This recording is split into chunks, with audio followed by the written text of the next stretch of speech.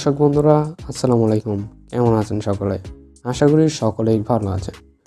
ভিভোর sub brand IQ release করলো তাদের আরেকটা নতুন device IQ G6 Pro 5G। তো আজকের ভিডিওতে আমরা আইকিউ G6 Pro 5G এর স্পেসিফিকেশন এবং বিস্তারিত আলোচনা আপনাদের সাথে শেয়ার করব। তো আশা করি ভিডিওটি আপনারা প্রথম থেকে শেষ পর্যন্ত দেখবেন। তো প্রথমে ফোনটির হাইলাইটিং বিষয় নিয়ে কথা বলা যাক। হাইলাইটিং বিষয় নিয়ে যদি কথা বলি তাহলে ফোনটিতে থাকছে 6.44 ইঞ্চির একটা অ্যামোলেড ডিসপ্লে। তাছাড়া থাকছে 64 মেগাপিক্সেলের ক্যামেরা, স্ন্যাপড্রাগনের 778G 5G চিপসেট, থাকছে 4700 mAh ব্যাটারি। তো এই ছিল মূলত ফোনটির হাইলাইটিং বিষয়। তো এবার ফোনটির বিস্তারিত আলোচনায় আসা যাক। তো বিস্তারিত আলোচনায় আসার আগে যদি চ্যানেল নতুন হয়ে থাকেন তাহলে সাবস্ক্রাইব করে রাখবেন। তো প্রথমেই ফোনটির ডিজাইন এবং বিল্ড কোয়ালিটি নিয়ে কথা বলা যাক। ডিজাইন অ্যান্ড বিল্ড কোয়ালিটি নিয়ে কথা বললে ফোনটি পেছনের দিকে রয়েছে বড় একটা ক্যামেরা বাম্প, যেটা দুইটা হিউম্যান আইসের মতো আমার কাছে লাগছিল। আর ফোনটির পেছনে দুইটা রিং দেওয়া হয়েছে ক্রমশ। আর ফোনের উপরের দিকে প্রায় Xiaomi যেমন তাদের পোকো সিরিজের ফোনগুলোর পেছনের দিকটা পুরো ক্যামেরা দিয়ে কাভার করে ফেলে, ওই আইকিউ একই কাজটা করছে, যে বড় বড় রিং দিয়ে ক্যামেরা দিয়ে এক সাইডটা পুরো ব্লক করে দিয়েছে। আর পুরো একদম হিউম্যান আইসের মতো লাগছিল পুরো চোখগুলো, ক্যামেরাগুলো। আর পেছনে কিন্তু ট্রিপল ক্যামেরা সেটআপ রয়েছে। তাছাড়া ফোনটির পেছনে ম্যাট ফিনিশিং দেওয়া হয়েছে, ফোনটির পেছনে প্লাস্টিক ব্যবহার করা হয়েছে এবং ফোনটির ফ্রেমেও কিন্তু প্লাস্টিক ব্যবহার করা হয়েছে। আর ফোনটির সামনে গ্লাস ব্যবহার করা হয়েছে।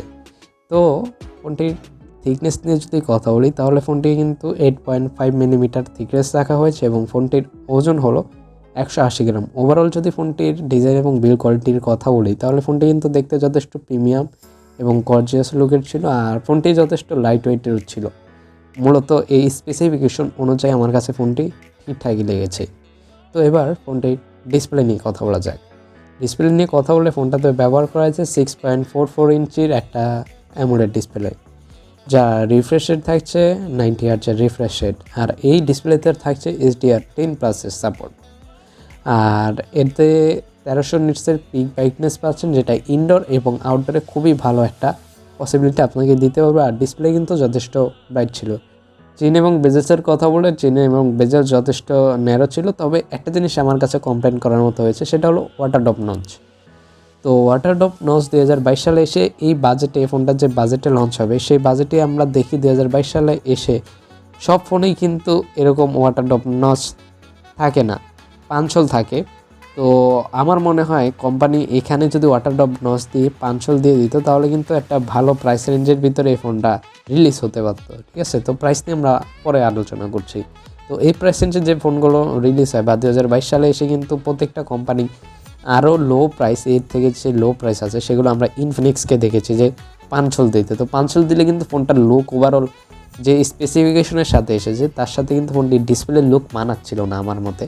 তো যদি এটার আরেকটু পাঞ্চল দেওয়া যেত তাহলে মনে হয় ফোনটার লুক আরেকটু যথেষ্ট ভালো লাগতো। তাছাড়াও ফোনটির স্ক্রিন টু বডি রেশিও ছিল 85.1%, চিন এবং বেজেলস ঠিকঠাক ছিল একদম। আর তাছাড়াও ফোনটাতে প্রোটেকশন হিসেবে থাকলে গরিলা গ্লাস 5 প্রোটেকশনের মতো বা পান্ডা গ্লাসের প্রোটেকশন এরকম একটা কিছু ছিল। আর এই জায়গায় স্কট সেন্সেশন গ্লাস প্রোটেকশন হিসেবে লেখা আছে। তো এটাকে আপনারা গরিলা গ্লাস, পান্ডা গ্লাস ওইরকমই কিছু একটা ভাবেন, গরিলা গ্লাস 5 বা এরকম কিছু। তো এখানে স্কট সেন্সেশন গ্লাসের প্রোটেকশন আছে। আর তাছাড়া ফোনটাতে 409 ppi ডেন্সিটি থাকছে ডিসপ্লেতে। তো এবার ফোনটির ওএস বা ইউআই নিয়ে কথা বলা যাক। ফোনের ওএসে যথেষ্ট ব্লটওয়্যার ছিল, তবে পর্যাপ্ত পরিমাণ ব্লটওয়্যার আপনারা ডিলিটও করতে পারবেন। ফোনটাতে ফানটাচ ওএস 12 আপডেট ছিল, ফানটাচ ওএস 12। আর এটা কিন্তু ভিভোর ওএস, ভিভো আইকিউ কিন্তু ভিভোর সাব ব্র্যান্ড, আপনারা অনেকেই জানেন না, আইকিউ কিন্তু ভিভোর সাব ব্র্যান্ড।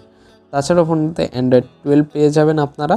আর যথেষ্ট পরিমাণের ইউআই ক্লিন, আমি বলবো ইউজার ফ্রেন্ডলি একটা ইউআই ছিল। তো এবার যদি পারফরমেন্সের কথা বলি তাহলে ফোনটাতে কোয়ালকম স্ন্যাপড্রাগনের 778G একটা 5G 6 ন্যানোমিটারের চিপসেট ব্যবহার করা হয়েছে, যেটা কিন্তু একটা অক্টোকোর চিপসেট। আর এই চিপসেটটা কিন্তু মূলত অনেক ভালো একটা চিপসেট। আর এই 1-2 বছর ধরে আমি দেখছি যে বেশিরভাগ পারফরমেন্স ফোনে কিন্তু এই চিপসেটটা ব্যবহার করা হচ্ছে। আর এই চিপসেটের ফোনগুলো কিন্তু যথেষ্ট ভালো পারফর্ম করে। আর এই চিপসেটটা কিন্তু যথেষ্ট ভালো, which is gaming and others যে কোনো কাজের কথা বলবেন, পারফরমেন্সের দিক থেকে কিন্তু স্ন্যাপড্রাগন এই চিপসেটটা খুবই ভালো পারফর্ম করে। তাছাড়া এই ফোনে গেমিংয়ের কথা বললে এটার ভিতরে গেমিং একটা মোড দেওয়া হয়েছে, এক্সটার্নাল গেমিং স্পেস বা এরকম কিছু একটা মোড দেওয়া হয়েছে। আর তাছাড়াও ফোনটা কিন্তু গেম খেললে হিটিং হওয়ার থেকে বাঁচানোর জন্য, ফোন যদি হিট হয় এর জন্য একটা কুলিং সিস্টেমও কিন্তু এই ফোনে ইমপ্লিমেন্ট করা হয়েছে। সেন্সরসের কথা বললে সব ধরনের সেন্সর ছিল এই ফোনে। আর এটাতে কিন্তু আমি পোর্ট বাটনের কথা আগেই বলার কথা ছিল, তবে বলি নাই পোর্ট বাটনের কথা। তো যাই হোক, এই ফোনে আপনারা পোর্ট বাটনের কথা বললে সব ধরনের পোর্ট বাটন ছিল। আর এটাতে ইন ডিসপ্লে ফিঙ্গারপ্রিন্ট ছিল। আর ডেডিকেটেড সিম কার্ড এখানে পাবেন না, আপনারা 2টা সিম কার্ড ইউজ করতে পারবেন, কোনো ধরনের এসডি কার্ড আপনারা ইউজ করতে পারবেন না এই ফোনে, ঠিক আছে। তো ওভারঅল যদি বলি পারফরমেন্সের কথা, তাহলে এই চিপসেটটা কিন্তু খুবই ভালো একটা চিপসেট, সব দিক দিয়ে খুবই ভালো পারফর্ম করে। আর তাছাড়াও যদি এর ভেরিয়েন্টের কথা বলি, আপনারা 3টা ভেরিয়েন্টে পাবেন, 128, 128 এবং 12, 256। এই 3টা ভেরিয়েন্ট মূলত আমরা ওভারঅল যে কারেন্ট যে ইনফরমেশন এইটাই আমরা পেয়েছি। তো এবার যদি ক্যামেরার প্রসঙ্গে আসি, তাহলে ফোনটার পেছনে ট্রিপল ক্যামেরা সেটআপ ব্যবহার করা হয়েছে, যেটার প্রাইমারি সেন্সর থাকছে 64 মেগাপিক্সেল, 8 মেগাপিক্সেলের আলট্রা ওয়াইড এবং 2 মেগাপিক্সেলের ম্যাক্রো সেন্সর। তাছাড়াও ফোনটির ভিডিও ফিচারের কথা বললে আপনারা 1080p 30 fps পর্যন্ত ভিডিও করতে পারবেন। আর এটা কিন্তু এক্সপেক্ট করি না আমরা 1080p 30, তবে এখানে আমার মনে হয় 1080p 60 fps বা 2K তে ভিডিও করার যদি একটা পসিবিলিটি থাকতো, ইনফিনিক্সকে আমরা দেখেছি যে এই সময় যে 2K এর একটা কম্বিনেশন দিতে। তো এই ক্ষেত্রে আমার মনে হয় যে 2K এর একটা সাপোর্টিং বা 60 fps এর একটা সাপোর্ট থাকলে খুব বেটার হতো। তাছাড়া এই ফোনটায় সব ধরনের পোর্ট বাটন থাকলেও 3.5mm জ্যাক থাকছে না। কানেক্টিভিটির কথা বললে সব ধরনের কানেক্টিভিটি থাকছে। সেন্সর কথা বললে আমি আগেই বলেছি, ফোনটাতে আপনারা সাইড মাউন্ট ফিঙ্গারপ্রিন্ট পাচ্ছেন না, ফোনটাতে আপনার ইন ডিসপ্লে ফিঙ্গারপ্রিন্ট পেয়ে যাচ্ছেন, এক্সকেলোমিটারি সহ আরও আদার্স অনেক ধরনের সেন্সর আপনারা এটাতে পেয়ে যাবেন। ব্যাটারির কথা বললে ফোনটাতে আপনারা 4700 mAh এর বেসিক ব্যাটারি। আর এই ব্যাটারিটা কিন্তু মূলত এই বাজেটটি ঠিকঠাকই আমি বলবো, উইথ 66 ওয়াট চার্জার 1 থেকে 50% হতে 18 মিনিট অ্যাভারেজ লাগবে। তবে আমার মনে হয় না এত সময় লাগতে পারে। তবে চার্জিংয়ের কথা নিয়ে বিস্তারিত আমি বলবো না, কারণ ডিভাইস আমাদের হাতে নেই, আমরা শুধু আপনার সাথে স্পেসিফিকেশন শেয়ার করলাম। তো ওভারঅল ফোনটি কাদের জন্য, ওভারঅল ফোনটি আমি যদি বলি, আপনারা আইকিউ আমাদের বাংলাদেশে যে ইউজার আছে খুবই কম ইউজার। আর আইকিউর ফোন বা আদার যদি কোনো সমস্যা হয়, তাহলে আপনারা ভিভোর যে সার্ভিস সেন্টারগুলো আছে, ভিভোর সার্ভিস সেন্টারে কিন্তু আইকিউ সার্ভিস সেন্টার করাতে পারবেন।